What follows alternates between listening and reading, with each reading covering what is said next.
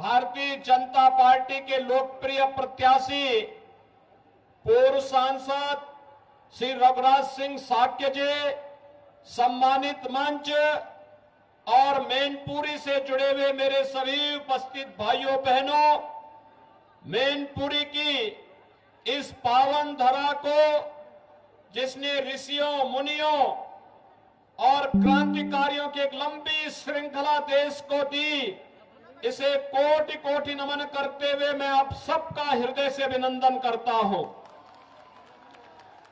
भाइयों बहनों, आप सबने भारतीय जनता पार्टी के प्रत्याशी और इसी माटी के सपूत श्री रघुराज सिंह साक्य के समर्थन में आज अपना जो उत्साह दिखाया है, ये उत्साह साबित करता है कि इसी उत्साह और उमंग को ध्यान में रख करके समाजवादी पार्टी में काफी बौखलाहट आ चुकी है।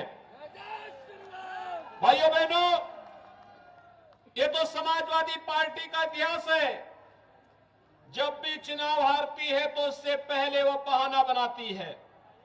पहले ईवीएम को, कभी इलेक्शन कमीशन को, कभी भाजपा के नेताओं को, कभी प्रशासन को, कभी पुलिस को दोषी ठहरा करके वह बहाना ढूंढ लेती है कि चुनाव के बाद जनता के सामने क्या वह मुंह दिखाएंगे, उसकी पृष्ठभूमि तैयार होती है इन बहानों के माध्यम से। लेकिन भाइयों बहनों, आज मैं आपके पास आपका आह्वान करने के लिए आया हूं। आपका यह उत्साह और उमंग मैनपुरी के लिए एक नए इतिहास को गढ़ने की ओर अग्रसर होने जा रहा है।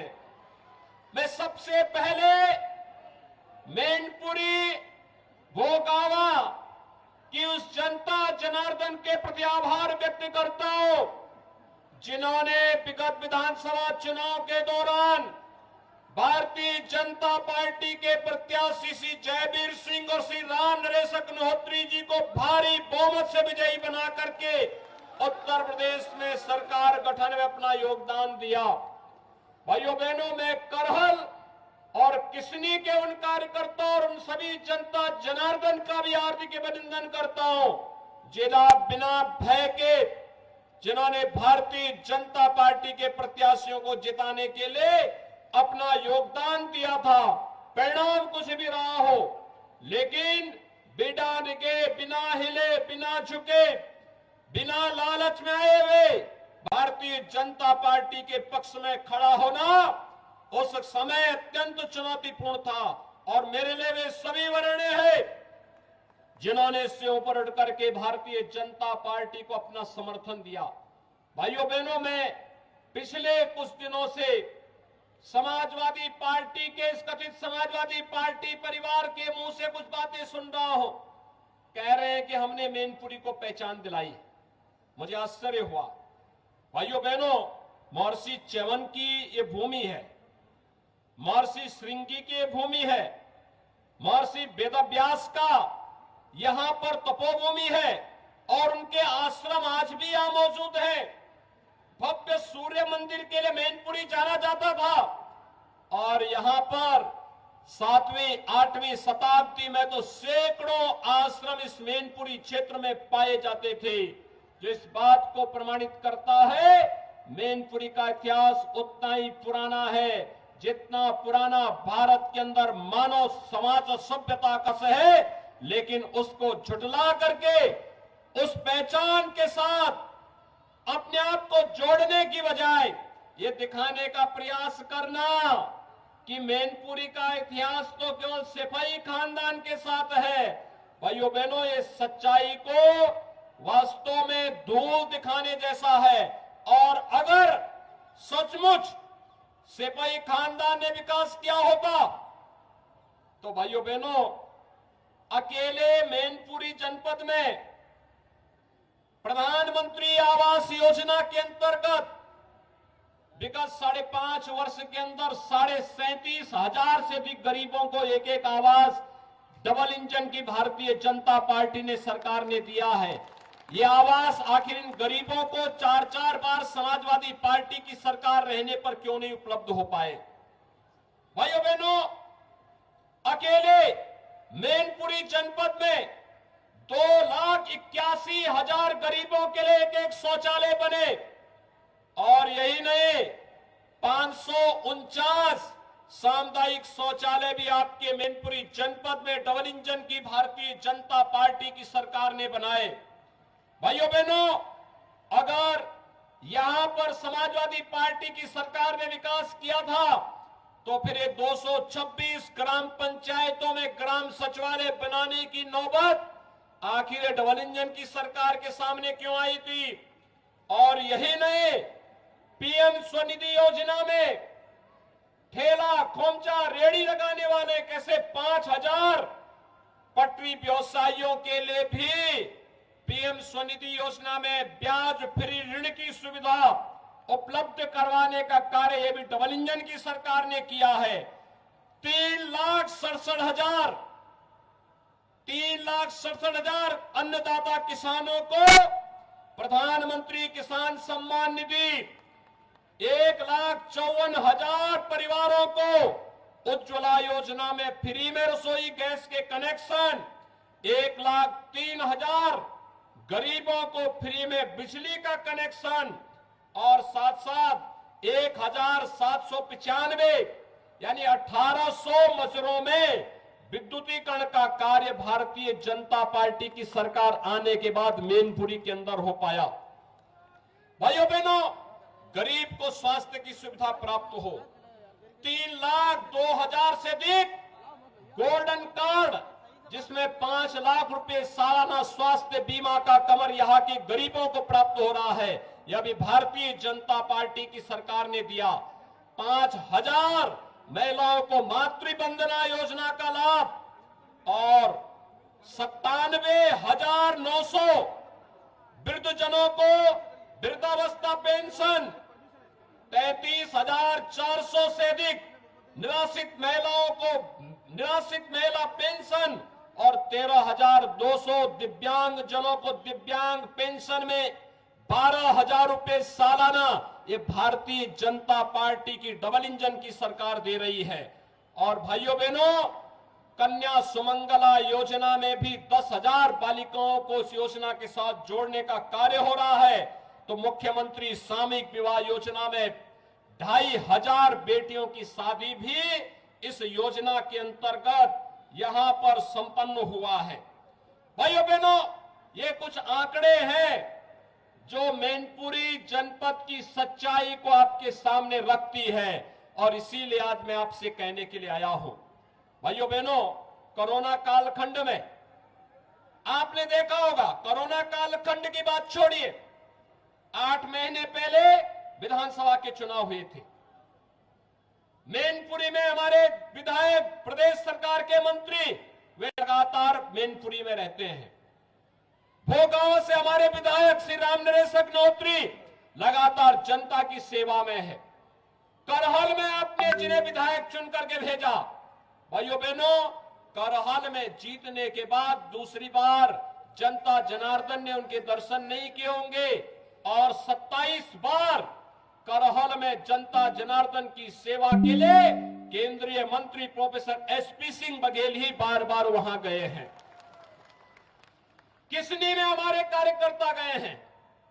लेकिन भाइयों बहनों, कभी भी समाजवादी पार्टी के लोग एक बार करते हैं और इसलिए अब इसका नाम तो समाजवादी रखना भी मुझे लगता है यह अपने आप में जनता को भ्रम में डालने जैसा है। इन्होंने विकास कराया होगा, अपना किया है, अपने परिवार का किया है, अपने परिवार के बाहर किसी का नहीं किया है। किसी अन्य गरीब का जिसने भी उभरने का प्रयास किया उसके साथ क्या कुछ हुआ यह हर व्यक्ति जानता है। और भाइयों बहनों, आज तो मुझे आप सबको बताते हुए एक नया रहस्य मैं आपको बता रहा हूं। ये समाजवाद ये जेपी का समाजवाद नहीं है, डॉक्टर लोहिया का समाजवाद भी नहीं है। चचा शिवपाल तो डॉक्टर लोहिया के बारे में लिखते हैं, लेकिन उनको स्वयं नहीं मालूम होता है कि वे क्या लिख रहे हैं। उनको स्वयं नहीं मालूम है। ये समाजवाद के जो अलग अलग ब्रांड हैं, वह एक खानदान में भी देखे जा सकते हैं। भाइयों बहनों, शिवपाल जी का जो समाजवाद है वह है जिसकी लाठी उसकी भैंस, यानी ये लठैत समाजवाद है इनका। प्रोफेसर राम गोपाल यादव का समाजवाद वह पूंजीवाद में बदल गया है। सब धरती गोपाल की, नोएडा से लेकर के फिरोजाबाद तक जो भी धरती दिखाई देती है, समाजवादी पार्टी की सरकार में उस जमीन को उन्होंने या उनके शागिर्दों ने हथियाने में कोई गुरेज नहीं की। और अखिलेश जी का समाजवाद तो अवसरवादी समाजवाद है। भाइयों बहनों, शिवपाल जी के साथ क्या हुआ था हर व्यक्ति समझता है। पिछली बार तो कम से कम जसवंत नगर नेताजी के नाते मिल गई, अगली बार जसवंत नगर भी नहीं मिलने वाली है उनको, ये हर व्यक्ति जानता है। और जब भी समाजवादी पार्टी को चुनाव हारने होते हैं, दो काम जरूर कर लेते हैं। एक तो बहाना कर लेते हैं, पहले से ही पृष्ठभूमि बांध लेते हैं कि साहब ईवीएम में गड़बड़ी है। अरे उसी ईवीएम में तो 2012 में आपकी सरकार बनी थी, उसी ईवीएम में इस प्रदेश में कई सांसद आपके जीते थे। कैसे आप आरोप लगाते हैं?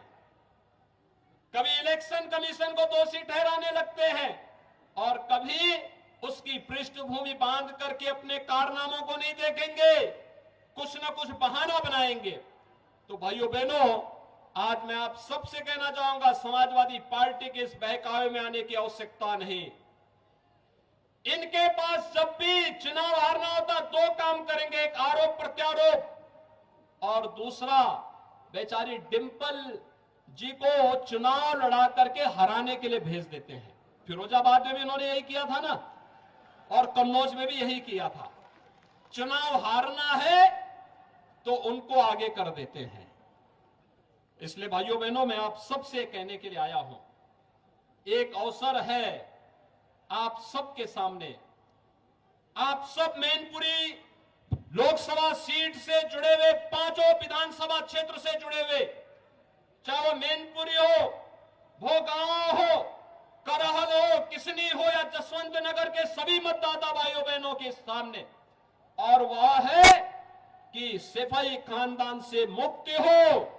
यहां के नौजवानों के लिए, अन्नदाता किसानों के लिए, व्यापारियों के लिए, बहन बेटियों के लिए सुखद और सुरक्षित माहौल आगे बने, विकास की एक प्रक्रिया के साथ आगे बढ़ने का अवसर प्राप्त हो। इस देश से भारतीय जनता पार्टी ने जुझारू प्रत्याशी और इसी माटी के सपूत जो आपके बीच आ सकते हैं, बिना संकोच आ सकते हैं, जैसे जयवीर सिंह, जैसे रामनरेश अग्निहोत्री, जैसे प्रोफेसर एसपी सिंह बघेल कार्य कर रहे हैं, ऐसे ये लोग भी आपके बीच आकर के जनता जनार्दन की सेवा कर सके। विकास की नई नई योजनाओं को, जैसे आवास दिए गए, जैसे राशन की सुविधा उपलब्ध करवाई गई, जैसे बिजली के कनेक्शन उपलब्ध करवाए गए, जैसे अन्य तमाम लोक कल्याणकारी योजनाएं और विकास की योजनाओं का लाभ यहां उपलब्ध करवाया जा रहा है। उन योजनाओं को जोड़ने के लिए एक योग्य और जुझारू सांसद आपको चाहिए, और उसके लिए श्री रघुराज सिंह साक्य को भारतीय जनता पार्टी ने आपके बीच में उतारा है। भाइयों बहनों, मेरी आप सबसे अपील है, अब मैनपुरी लोकसभा को समाजवाद नहीं, राम राज्य चाहिए।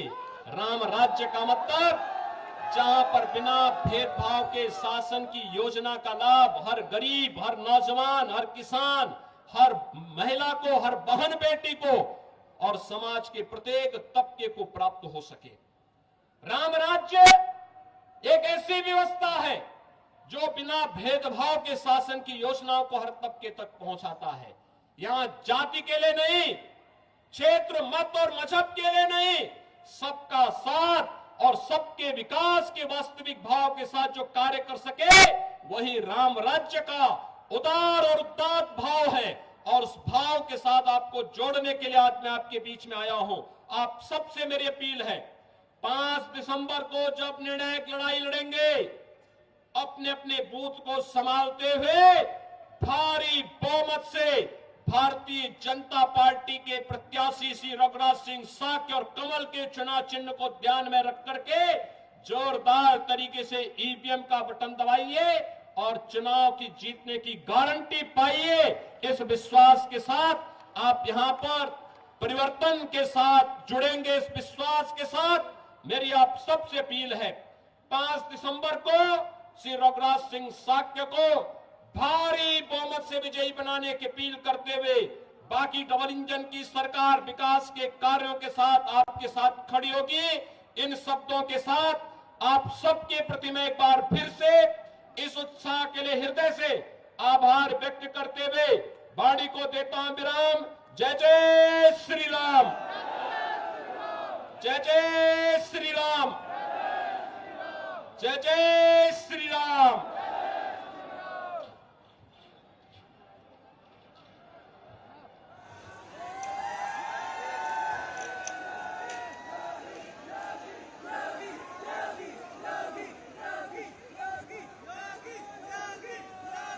क्षेत्रीय अध्यक्ष श्रीमान रजनीकांत माहेश्वरी जी से निवेदन है, कृपया आभार प्रकट करने कृपा करें। आदरणीय रजनीकांत